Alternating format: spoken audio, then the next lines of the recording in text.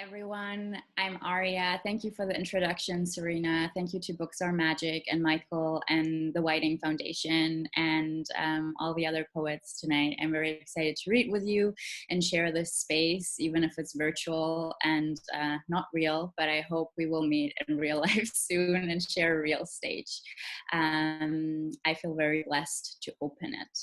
So I'll be reading 3 poems from my book. I don't have on me right now, so I'll be looking at my screen, which is new to me, and I also have live audience here, which is weird, but yeah, I'm just gonna start. Reading Rilke in Berlin. Into English I splintered the way my father clutched his valise at the airport, defeated and un-American. It took me 12 strange springs to know nothing occurs out of a sudden. How do I let it go? Little has been purloined from me, and the ghosts of childhood still sibilate, by which I mean nobody has touched me on my innermost parts. At the accent reduction class, my teacher instructed me to invert my tongue like in love. So I lay at a pavement, under your elegy, in a bridge. Such starkness, the want to put inside me a perfect sentence. What would have Lou Salome done? I absolved every year around the sun, knowing that there is an animal smell hooked to a line leading past a border I am not going to cross. But what is exile exactly? What exactitude? Father says hour for hour, allo for hello. Father says is good, don't come back, eat fruit, green card. If I could explain to him the difference between exist and exit, maybe others too will hear the law in Allah. When they asked my mother, "Where are you from?" she smiled and replied, "Fine, how are you?" Oh, I shoved my hand right through the officer's mouth and ripped out his tongue.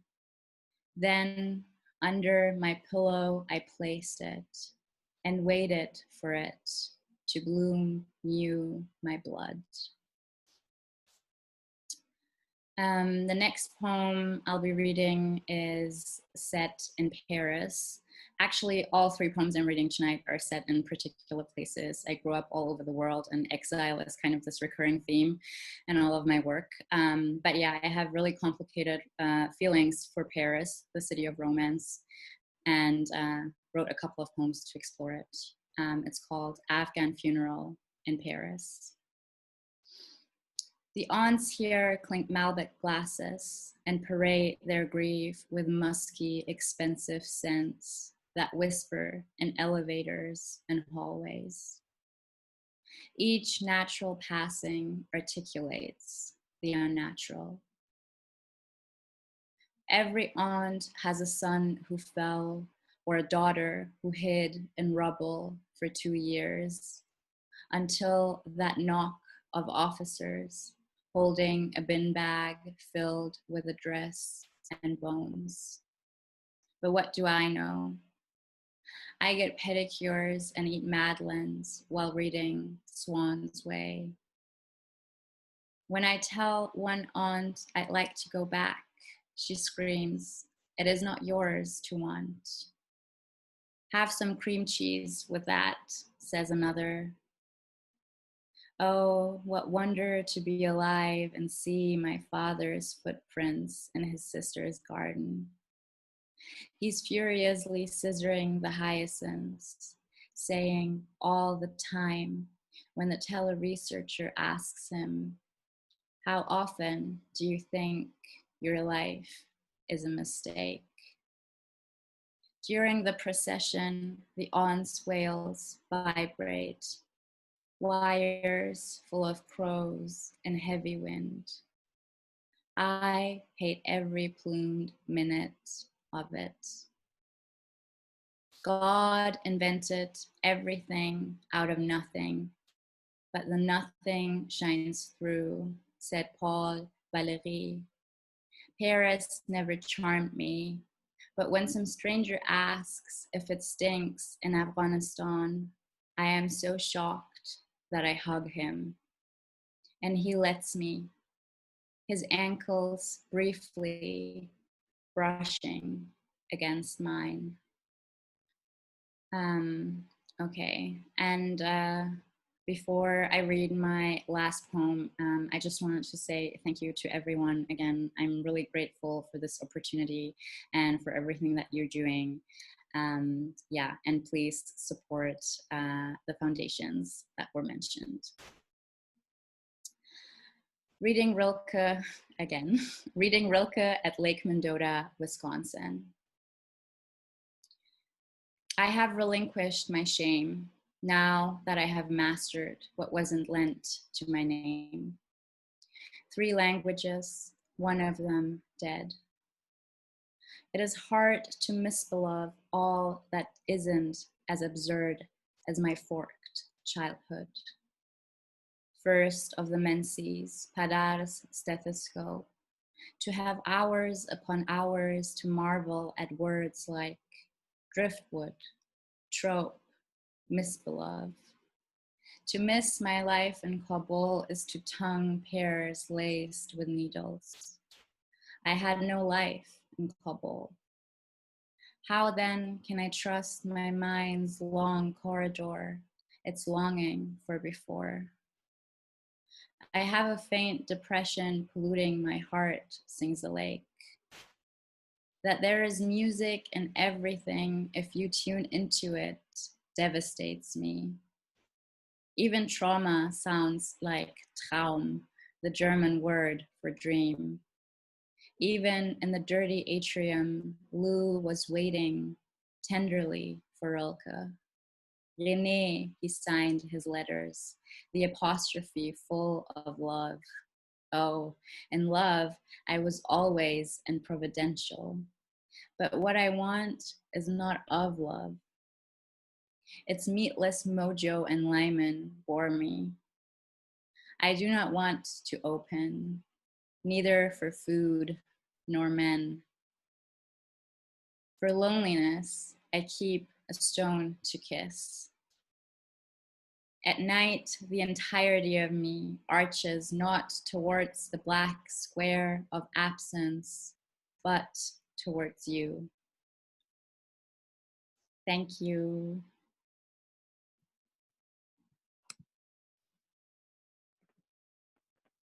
Hey everyone, thank you, Aria. That was so beautiful.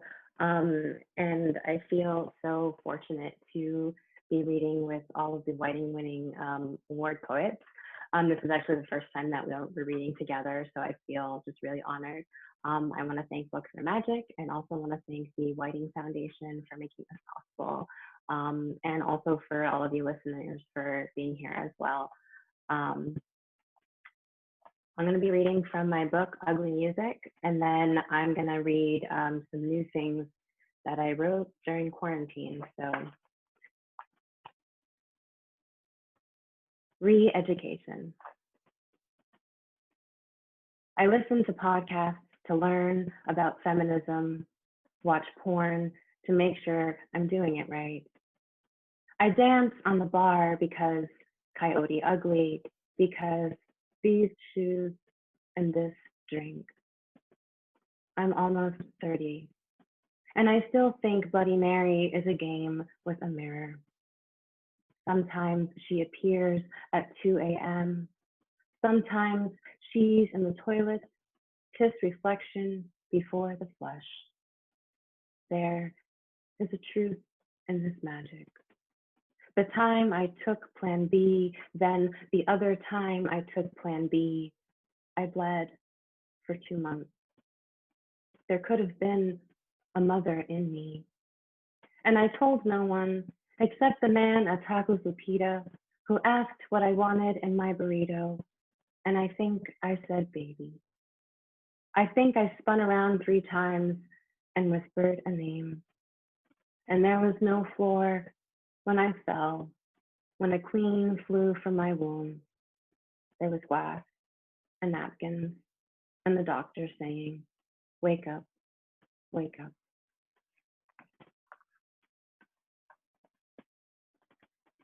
This next poem, the title flows right into the first line, so I'm just going to go ahead and start. It's so pretty to drunk cry on the subway platform about an ex's dying uncle we didn't know, or about not finding the right mask for the party, the pull of wine on your brows underneath the plastic face. Somewhere in this city, there is a metal swamp. There is a pink dress spotted with black. There's a toad throat ballooning from inside taffeta and tulle. She is the best you'll ever look. Reflection passing with a blur of subway cars, salt biting your face. It's the itch that stays. And you want to be good. Give the stranger something when he asks, but you only have the month of May and the people dead in it. Do you know what it is to hate the season? When things sprout and you want to dig. There's an urban garden looking for volunteers. You sign up when a man with dirty hands offers you strawberries. In Spanish, the word for strawberry is 1 letter off from fresh. In Spanish, a mother sings to her mother a song to help enter the end. In Spanish, you recite a prayer you learned as a child. Padre nuestro, que estás en el cielo. And in no particular tongue, the train horn responds. Okay, so the next 2 poems I'm going to read from my iPad, and I tend to not read from screen, so do bear with me. Pantoum in case of emergency. Don't call my doctor. Don't call the neighbor. Maybe I like to be devastated, to make a medicine out of neglect.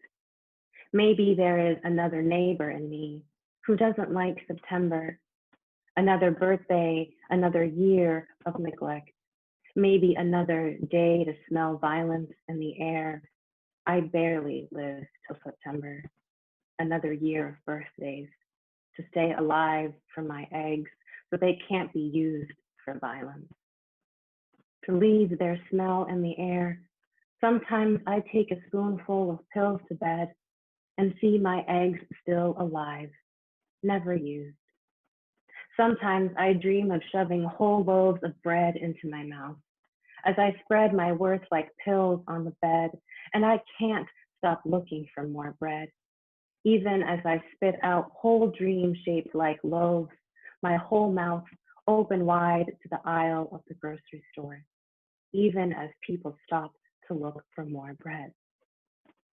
Each time I come back from the hospital, I open myself wide like an aisle at the grocery store. I throw away the comforter and paint the walls. Each time I come back from the hospital, the deer show up in the parking lot to eat from the bushes. I throw it all away. My comfort, my walls. I'm the doctor that you didn't call. I eat the deer. I eat the bushes to be devastated, to make a medicine. Okay, and this last poem is very short. My poems are so sad and they are kind of devastating. So this last one has just the tiniest bit of hope. And I read this at another reading and I shouted out my partner. So I have another shout out for him. This one's for you. Anniversary. Outside, an abandoned mattress sags with rain and the driveway turns all sludge. When I remember I could have died 8 years ago in a bed smaller than the one I share with a new lover who just this morning found another gray hair in my afro, and before resettling a wiry curl with the others, kissed the freckle on my forehead. I admit, I don't know a love that doesn't destroy. Last night while we slept, a mouse drowned in the rice pot I left soaking in the sink. I tried to make a metaphor out of this. The way he took the mouse to the edge of the lake in the yard, released it to a deeper grave. But it was what it was. It was an anniversary. Just my lover, taking a dead thing away, taking it somewhere I couldn't see. Thank you.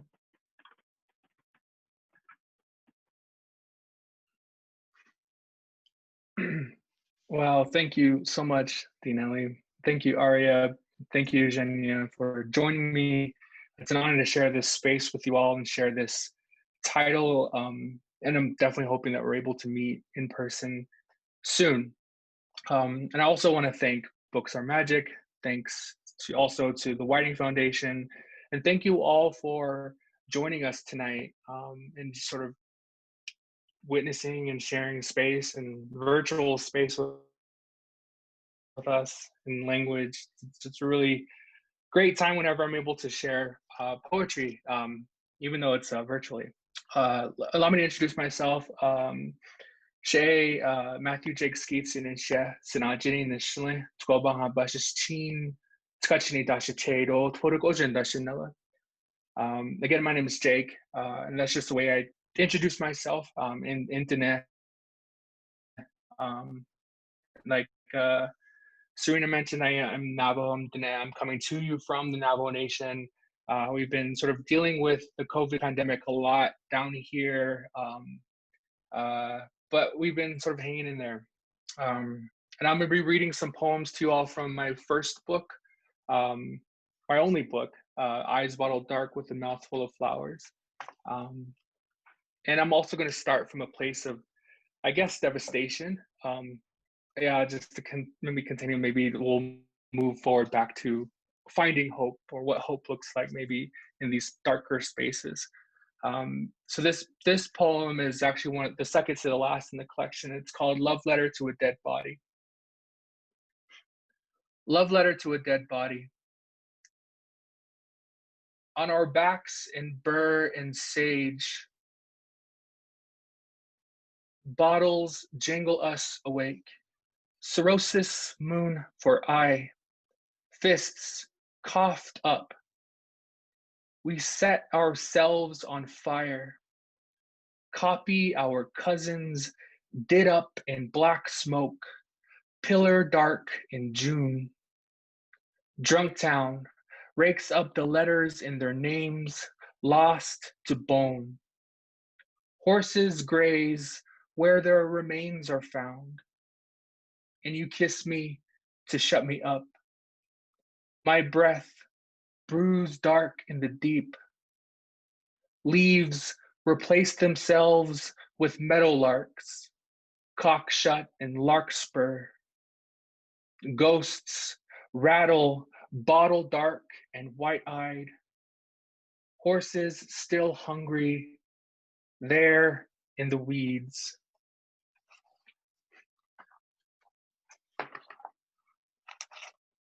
This next poem is a 4-part poem called Let There Be Coal, and I also have to give a little context. It mentions a few places. The first is Window Rock, Arizona, which is the capital of the Navajo Nation. Just outside of Window Rock, there's a mine that we would go to as a child. We would go there and collect coal that we would use to in our fires during the winter. And the second place is Gallup, New Mexico. Gallup, New Mexico is sort of like the central setting for the book. For those who are unaware, Gallup is a very storied place. It sits on historic Route 66, sits on the railroad. It has 2 nicknames. The first nickname is the Indian capital of the world because it neighbors a lot of native nations. My tribe included the Navajo Nation, but there's also Hopi, Zuni, and Laguna Pueblo that surround it as well. And then the other nickname is Drunktown, USA. And I believe that came from a 2020 sort of special about the alcoholism that sort of goes on inside of Gallup. And as a border town, as a border space, there's a lot of violences that happen against Indigenous people. And I sort of grew up around that and normalized it pretty much my entire life. So that's the space my book is coming from. So this poem is called Let There Be Coal. 1. A father hands a sledgehammer to two boys outside Window Rock. The older goes first, rams a rail spike into the core, it sparks. No light comes, just dust cloud, glitter black. The boys load the coal. Inside them, a generator station opens its eye. A father sips coal slurry from a styrofoam cup, careful not to burn. 2. Train tracks and mines split Gallup in two. Men spit coal, tracks rise like a spine when Drunktown kneels to the east. 3. Spider Woman cries her stories coiled in warp and wool, the rug now hung in a San Francisco or Swedish hotel. We bring in coal that not like ash, but like the thing that makes a black sheep black. 4. This is a retelling of the creation story, where Navajo people journeyed 4 worlds and God declared, let there be coal. Some Navajo people say there are actually 5 worlds. Some say 6. A boy busting up coal in Window Rock asks his dad, when do we leave for the next one? His dad sits his coffee down to hit the boy. Coal doesn't bust itself. So I got 2 more poems for you. This one is called Buffalo Grass. Barely morning pink curtains drape an open window. Roaches scatter, the letter T vibrating in cottonwoods, his hair horsetail and snakeweed. I siphon doubt from his throat for the buffalo grass. Seep willow antler press against the memory of the first man I saw naked. His tongue a mosquito whispering its name, a hymn on mesquite, my cheek. The things we see the other do collapse words into yucca bone. The Navajo word for I hardens into the word for war.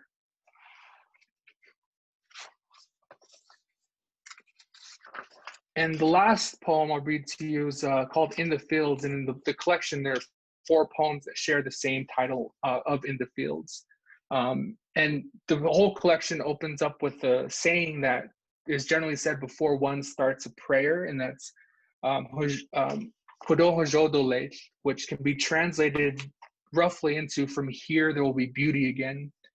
And one poem when I was sort of coming up into poetry that stood out to me was a poem called Boonies by D.A. Powell.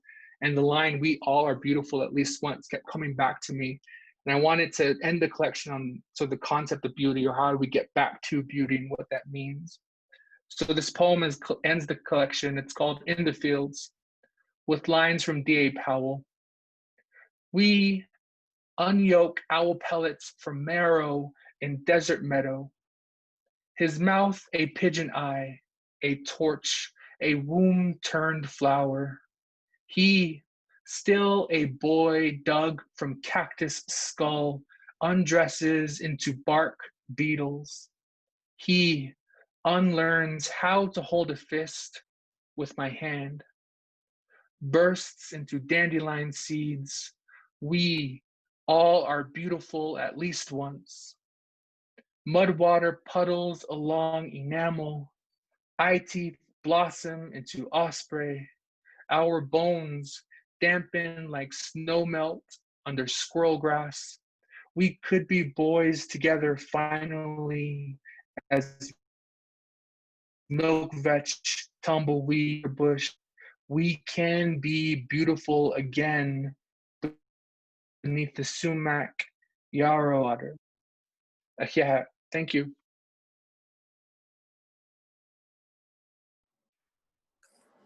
What an honor to read with Diannely and Aria and Jake. It's the first time we're actually all reading together, and it's really special. Of course, I wish we were together in person, and I hope that that does come to pass. Thank you, Books are Magic, and thank you to Whiting Foundation for hosting us. I'm going to read from my book, The Breathing Body of This Thought, which I wrote over the course of many years. And the heart of this book is a suite of epistolary poems called Dear Jenny. And I won't read all of them, but I'll read several. Normally I would stand and there's some kind of energy and motion in the reading, but I will do my best sitting down. Dear Jenny, I feel I am growing older, and the girls are so pretty, and I am no closer to being the boy that I was than I am to the man I thought I would be. I'm a cross-country skier, Jenny. I cross from the living room into the bedroom, from the kitchen into the hall. I turn on the television. I watch it snow. I turn off the television, and the snow presses on. Please, Jenny, I need your attention for the pleasure inside me to buck up like the colt whinnying in the meadow of my slightest recollection of that day, the one to which I am forever returning, my hand in the air waving down the taxis that stream past like a school of yellow fish. And all I can think is, Jenny, we're getting this wrong. Just look around you. The marionettes are tangled in their strings. The lovers are putting on their clothes. The blondes have taken their blondness away. The brunettes have taken their dark, wet eyes. And where are the troubadours, those torchlight crooners? Where have they taken their quivering lutes? When I close my eyes, I see everything and everyone I have ever known falling at once. And I see the wind, which is made of fine blue wires, and clouds marching like animal armies across the sky. They are elephants linked tail to trunk, and they fall too. If I could have back but one small part of my diminishing mind, but one of the two halves of my engorged heart, I know I could fall asleep in one place and wake up in another, and it wouldn't matter how I got there. But Jenny, the trees are green as dollars, and still there is doubt. The boys race their scooters down the sidewalk, and still there is doubt. The girls are so pretty, and still there is doubt. There is a woman holding a child, and still there is doubt. I mean nothing more than this. We move from one into another, into a third room, and only there do we live casually in false, etc.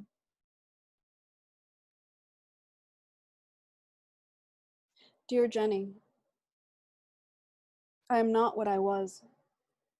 I no longer trust myself to tell it like it really is. I weep for no good reason. I weep at the roundness of the moon. I weep at the mere mention of violins. I weep at the drabness of the sparrows in the park, at the smallness of the sparrows, at the sparseness of the grass. I weep in the ambassador's limousine. I weep in the elevator, and I weep into my food.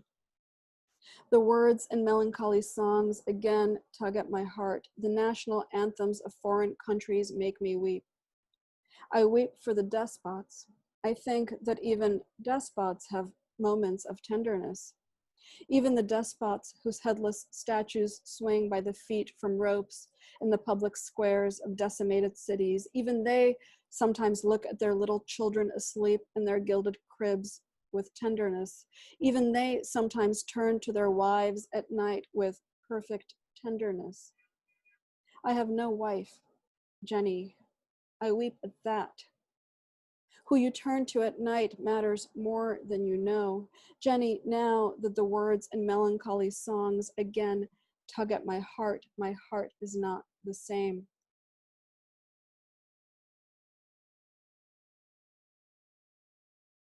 Dear Jenny, the revolving door spins open and the mind is not a capital. The mind is made suddenly new, a nameless provincial outpost laid out in the shape of a city of linked gardens, of one continuous garden, of garden paths and gazebos, of parasols and intrigues, of ponds and roses, of garden gnomes and fountains. Because it is my mind, we live inside it, Jenny, you and I. Inside this green outpost in the shape of a city, in the shape of a garden. And though we often sit in the garden on lawn chairs and watch the sun dip down behind the topiaries as we sip highballs and name one by one the animals, we are no strangers to desire. We know what desire means. We kick the chairs away, we fling down our tumblers, we love against the trees as the animals watch, flicking their tails in time to our sighs. Oh, Jenny, live inside my mind. I am no stranger to desire. I know what desire is. There was a ship called Desire. It sailed toward the New World. Desire is always the ship a sail for the New World, the skiff slanting into the gale of the New World, the burning ship breaking free of gravity and spinning away from the dull blue world toward the celestial spheres of the New World. Listen to the whistle song of the wind, Jenny. There is nowhere to go. There is nothing else. The ship fucks the New World on the manicured lawn of what was once our garden as we stand, rooted to the ground and watch. As the topiaries in the shape of ourselves stand and watch, furiously flicking their vegetable tails, and the wind circumnavigates the world, spins the revolving door, open and shut, open and shut, open and shut. And I'll end with the last poem in this sequence. Dear Jenny, you can walk into a city that doesn't exist. You can feel your way in. It sifts through your hands, through the hands of your eyes, rippling in the animate, dispassionate dusk, under the groping weight of your step. This is the city that can no longer exist. The city you come back to in dreams, find yourself in its rail yards, on a platform, on an elevated track that arcs over weedy, dilapidated lots, cement factories, school bus depots, glimmering through the twists of industrial smoke, the churning smokestacks of the industrious mind. Jenny, you can ride the train toward the grand central station of your life, toward the central idea. You can commute into the brass and marble heart of the matter. You can disembark. You can take off your workaday clothes, lift up your arms, pull the white shroud over your head, the peaked white hat, and spin on your axis, gathering speed, face tipped toward the ceiling, tilting, clustered with stars. You can fill or empty yourself of all the cities that you've willed into being. You can spin yourself into being. You can speak in your voice, say the name of the world as it is. You can listen intently to the minutest sounds, the minuets and pirouettes reverberating in the whisper rooms of sound. You can play chess with an adversary other than yourself. You can marry. You can have a child. You can die. You can come back to life. You can feel your way out. You can leave me to wait under the round moon face of the clock. Thank you so much.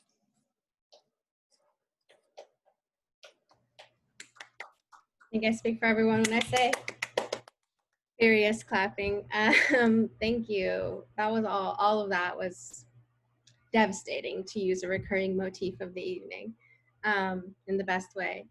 So now we're gonna go ahead and take some questions from the Q&A. We have a few here, and I'll go ahead and field that to y'all. If folks want to continue asking questions, feel free to put it in this Q&A feature, which should be at the bottom of your Zoom.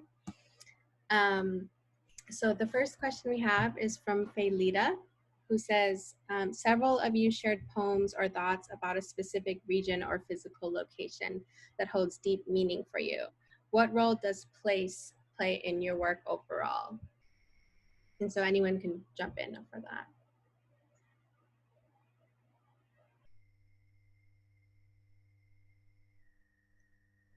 I can answer that, I think, to some extent, because I think the places that I write about are often not necessarily specific geographic locations, but kind of places that live in the self, mythical places, imaginary places. Maybe as a displaced person, there's a way that, you know, this idea of the homeland, or the place from which one is exiled, continues to live on in one's dreams and in one's imagination. So I think that it's pretty rare for me to write about very specific places, or in response to very specific places, but more in the way that they exist in memory and exist in dream.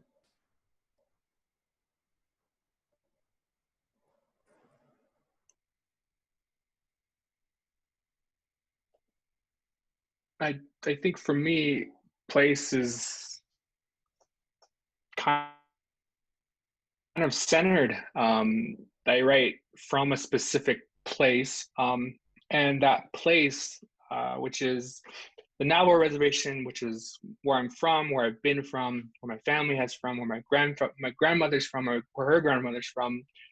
This long lineage, this long history that we have here sort of informs our way of view. So for me, it was kind of not possible to write from anywhere else. I feel like I come from this place, and so naturally, following sort of the lineage of like Olson, Levertov, Creeley, it was going to end up in my poetry in one way or the other, and I'm continuing that process of writing from this place.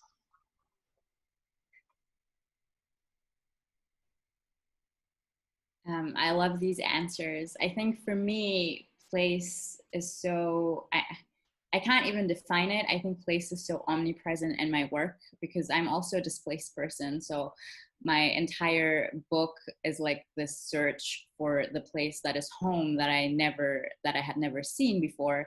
But at the same time, I'm obsessed with cities and what they mean, both in like the romanticized version and then the political dimensions that we apply to them and the way they are mapped out, the history of a place and how it's seen across the world. For example, the way Paris is seen in America and the way I have experienced cities like Paris or Berlin as a refugee kid, right? Like I'm seeing like the underbelly of that city and all of the immigrants that tourists never see. So I'm really interested in like the intricate spaces in between different neighborhoods and like the shadows and different nuances of places, I think, as well as like the metaphysical dimensions that they evoke in yourself.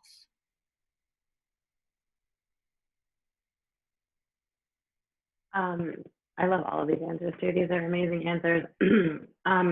I think a lot of my poems do live in, I guess, different realms of spaces. A lot of them occur actually in dream. And I consider that to be, a specific place where anything can happen and will happen. And it can be something that's quite fantastical or something that, is more of a nightmare. Dreams are kind of their own world in my poems. But then I have really kind of mundane places, and I like to name them specifically. A lot of my poems take place in fast food restaurants like Wendy's and McDonald's, grocery stores like Shaw's and Market Basket. And I really love bringing that texture into my poems, and naming the place. Like the one poem I read happened in Tapulupita, which is a place down the street from where I grew up. And I love to just name the place exactly as it is, because it, as mundane as it may be, it holds a lot of importance to me, especially coming from a really sheltered religious background. I've found that I fall in love with cities quite easily. I fell in love with New York. I've fallen in love with Sevilla, Spain, and they kind of just show up in a lot of my poems. Yeah. I love that. I love how different everyone answers is too. Another question we have here is, what is the best / most impactful piece of advice you have received within your poetry? And that's from Josh.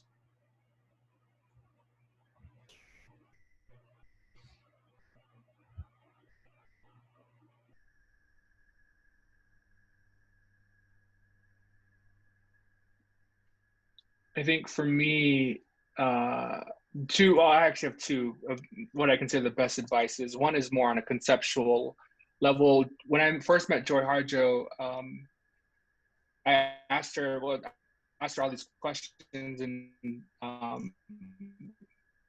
the one answer she gave me, she said, poetry is about. So I think that's like the best advice anyone has ever given me. The second advice is more practical in terms of you're working toward a book or working toward a collection of some kind. Sherwin Bitsui, who's a Diné poet, told me, always carry your manuscript everywhere with you. When you have an actual manuscript, make sure to carry it with you, because you don't know what's going to happen throughout your day. You don't know if something's going to change or something might inspire you. So you have it there with you that you can start making edits immediately. Those are the two that helped me. I missed that first part from Joy Harjo. Sorry, Flex. If you could repeat that one more time in case someone in the audience also missed it. Yeah, the advice from Joy, she said, poetry is about listening. Thank you. Yeah, amazing advice. I think I'm going to share two pieces of advice I received. One, when I was a baby poet, and my teacher, Megan O'Rourke, told me there is difference between writing like the poet you want to be and writing like the poet you are. And I think a lot of that has to do with voice and finding your voice, and like accepting what is your mode of like speaking and singing, I guess. And then more recently, I heard Solmaz Sharif say that you should always write knowing that you will die, and that you are being killed. And even if you're not being killed, your reader is being killed. And I think I'm going to carry that with me always. And that's really good advice, especially in times like these. Like, what are we bringing to the page? What is at stake, right?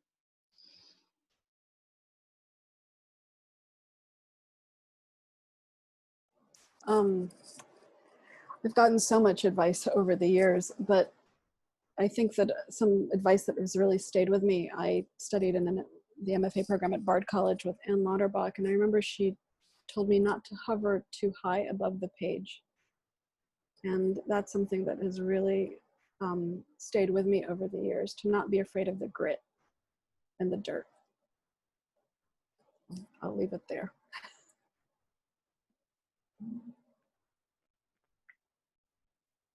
I feel like, again, I've also received a lot of advice over the years, really fabulous advice from different professors and, you know, my peers. But I guess not so much just a specific person gave me this advice, but I think something that I've learned is kind of how to write poetry in a way that feels like low stakes, especially when you're having kind of like writer's block, and kind of coming up with exercises to do. And it was through these, you know, exercises that I was encouraged to do that I ended up coming up with a good amount of poems that are in my book, especially the diary entry poems, which are all collage poems. And it was, you know, at the advice of my professors to just continue to let yourself play in poetry. And I think that a lot of the times, you know, we come to the page and we think we have to get something written, and that just creates a lot of pressure. So making these moments for yourself where there is no pressure, and your only prerogative is to just enjoy playing with language, and that's been something that has been so generative for me. Going off of that, we have a question that's for Jake, but I think this applies to everyone. It's kind of related to what you're talking about. Joanne asks, so Joanne wants to pass along their deep appreciation for your book, Jake, and how it helped somehow to begin to believe in where I have ended up. This is a question about process, deep inner life of your work, raw details of how we are connected to Earth. Do you write every day as a kind of ritual, or does your writing come at unexpected times? I ask this because I think you know how to capture true dreams. Thank you. And I feel like dreamscape or comes up in your work as well, Diannely. And so I think everyone could jump in on this one.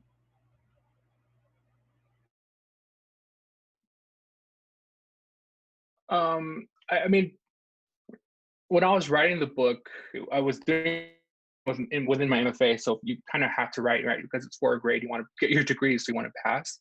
But I always had the long belief that, I didn't need to write every day, that, poems did indeed just sort of come to me when I would write them whenever I get inspired. But lately I've been sort of challenged a little bit because I stopped writing poetry last year for the longest time, and so I actually had to sit down and actually start writing, like physically getting back down to the table or my desk and doing exercises, doing prompts, and just trying to get stuff out.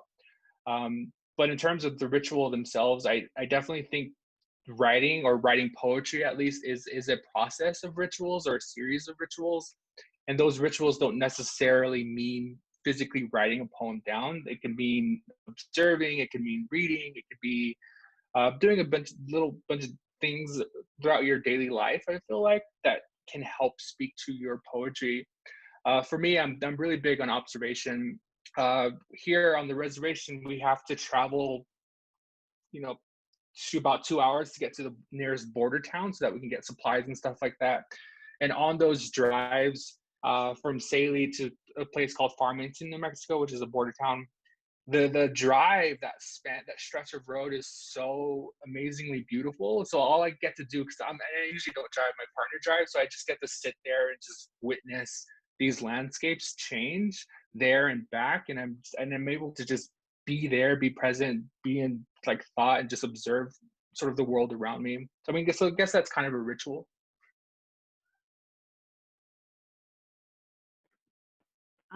I think similarly to Jake, I think a lot of my ritual is just based on observations, whether it's, found language in a conversation that I have with someone else, or like in the last poem that I read about the mouse drowning in the rice pot, that was something that happened, and I wrote it down in my phone and thought, oh, maybe this might come into a poem later.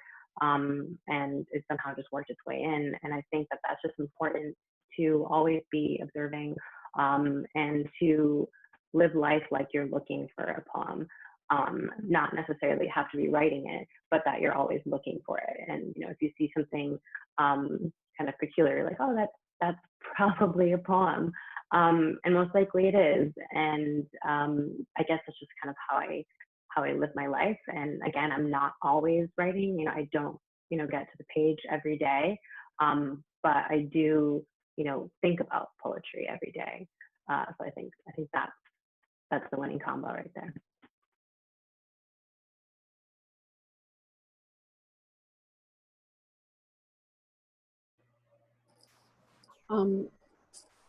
Yeah, I think that there is something about living in an active state of anticipation of the poem, which is sometimes hard to achieve. And there are times when the transmission gets jammed by life, by anxiety, by so many things. And particularly now, I used to write so much on my commutes to work on the subway. There's something about being in motion that I find very inspiring. And those commutes don't exist anymore, not in this situation of quarantine. I find probably the easiest or quickest way of getting into a writing space is to read poetry. And when I read poetry, it's like my brain switches into this other frequency, this other register of language. And that part of myself becomes more accessible to me. I wish I could say that I have a daily writing practice, but with the demands of living, I don't always have that. But when I'm at a loss, it's through reading that I find my way in.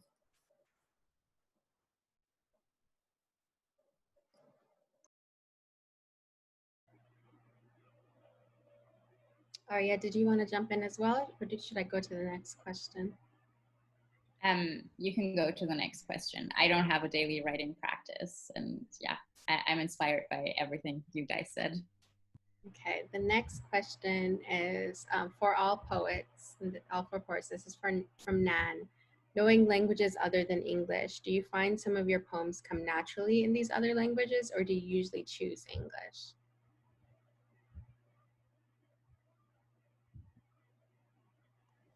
I always choose English because I'm a native Russian speaker, but I'm a passive Russian speaker, so I understand and I read Russian, but it's not a language in which I feel fluent in terms of being a writer.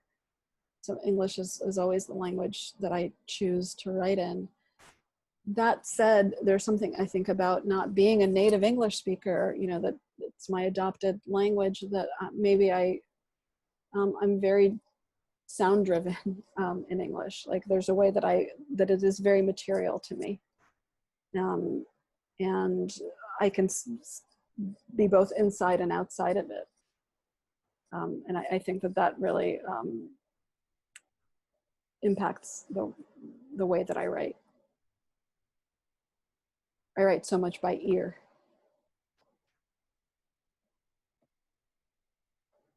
Yeah, I think I'm the same way too. I choose English, and I actually tend to avoid using Diné, only because I don't speak Diné fluently. And the language itself is so part of like a deep time and deep space that you have to be very precise and very specific on phrasings. You have to be very careful about how you pair words together, because doing so could have like spiritual sort of consequences, but also it just might not make sense, because I'm very sort of English driven, so that my syntax, my contexts are all English. So there's no possible way I could sort of come from a Diné space.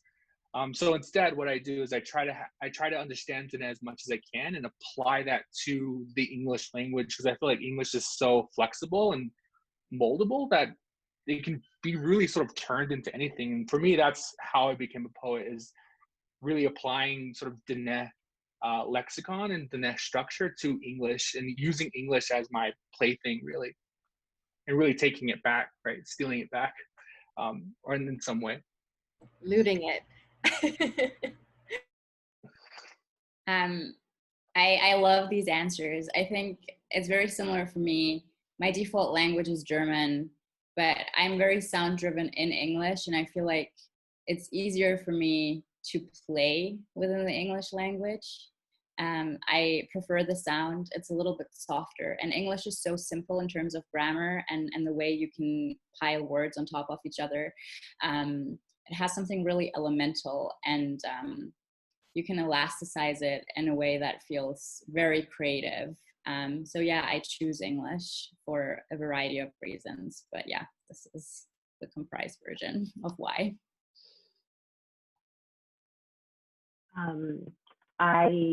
I guess I'm a native Spanglish speaker. So I learned both English and Spanish at the same time growing up. Though at one point in my life, kind of a lot of the Spanish fell by the wayside and English took over, especially when I started going to school. And then also because of a thing called internalized racism, Spanish just kind of became a language that I was ashamed of until college, I decided to minor in Spanish, and I just regained all of that back. And it felt like I had found something that had been lost for such a long time.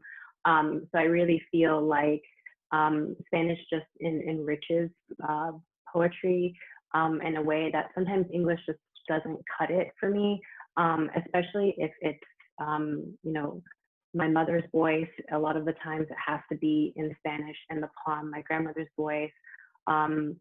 Spanish is very, you know, musical. It has a musicality about it. And even in my book, a lot of the songs that I choose to use in the book are Spanish songs. So it kind of comes in those moments where just that influx of emotion, you know, comes in, and it's just a very, very charged moment that I feel like Spanish is a language that I truly feel, and English is kind of the language that I choose to articulate those feelings in. Wow. I love that, giving me a lot to think about. So we have time for one more, and this is another one from Josh. I think it's a perfect one to end on. What was the first poem or collection of poems that got you hooked on poetry, and what was the last one that knocked you off your feet?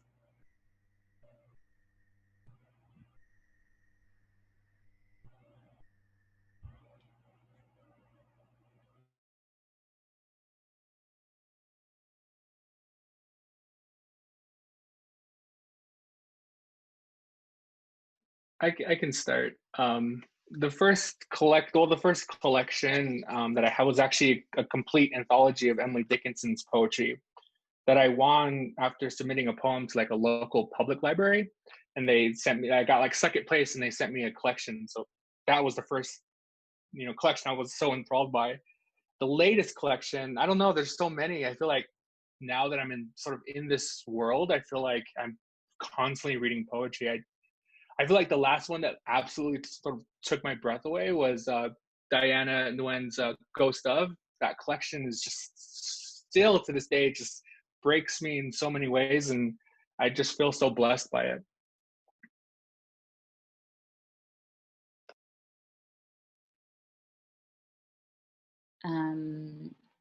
I think the first, I don't know if it's a collection, it was a collected or a selected work of Paul Celan in German, that got me really hooked on poetry. I think just because Celan does something to language that nobody else has done or had done until that point. And it really rearranged my brain, took the top of my head off, I guess. The last collection, the last poem, I'm going to be cheesy and I'm going to say the last poems that I heard that took my breath away were Tonight by you guys. I was kind of, I just like was in a rut poetry wise, and I feel rekindled again. And yeah, so it was Genya, the last poem.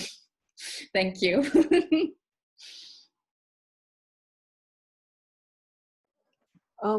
I fell in love with poetry when I was very, very young. My parents read a lot to me in Russian, and there's some really extraordinary children's poetry in Russian, and many of the great Russian poets wrote for children. So I feel like my life began in hearing Vladimir Mayakovsky's children's poetry, and that had such an impact on me. And I remember when I started to read poetry in the United States, I got my hands, someone gave me a Norton anthology, and I just started in the beginning. I think I was 13 or 14, and I just started to read it straight through. And there was just something about being in the kind of this other country that was poetry. And Paul Celan also rearranged me and blew my mind. And I spent some time living in St. Petersburg in Russia, and had the profound privilege of knowing and translating Arkady Dragomoshenko, who passed away some time ago. But you know, he was a mentor and a friend, and there was something about working as a translator that also had a very, very deep impact on me. And I think, like Aria, I'm so deeply moved and inspired by tonight's reading, but I'll plug a book that I just got and I just started reading, which is Syncope by Asia Wadud, which happens to be lying here at my table, which is a really beautiful work.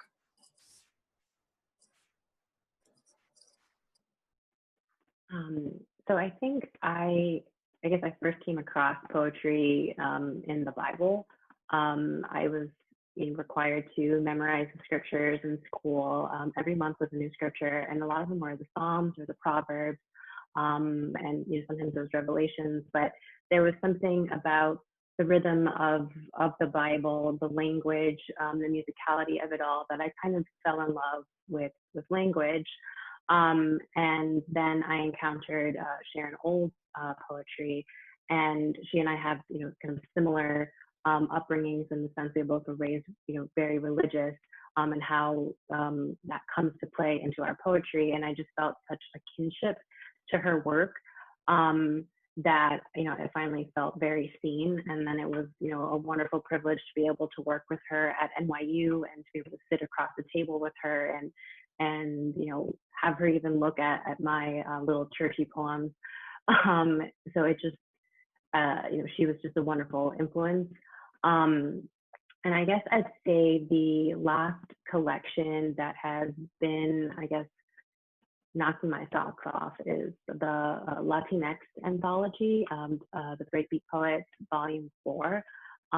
Just a multitude of amazing Latinx voices. I mean, you turn the page and there's another voice, and it's wonderful. And I try to choose a poem to read, every day or so, and it just really, really just takes me away. I would highly, highly recommend that anthology.